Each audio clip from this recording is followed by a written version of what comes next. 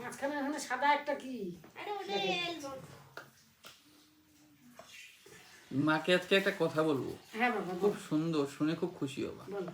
আরে হাজার করতে হবে না, শোনো না। সেটা হচ্ছে আজকে আজকে কি কালকে, গতকাল কি আজকে ঘোষণা হয়েছে, আচ্ছা ফেসবুকে জানতে পারলাম। সেটা হচ্ছে ভারতে একজনকে পদ্মশ্রী উপাধি দেওয়া হচ্ছে। হ্যাঁ বাবা, বিশাল বড় ব্যাপার।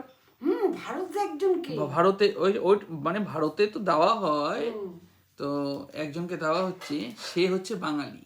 বাহ খুব ভালো। শুনলে অবাক হবে তার নাম, কে রে? সবাই চেনো তোমরা।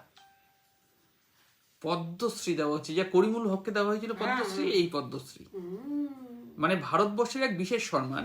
পদ্মশ্রী অসামরিক সম্মান, পদ্মশ্রী কাকে দেওয়া হচ্ছে বলো তো? কাকে রে?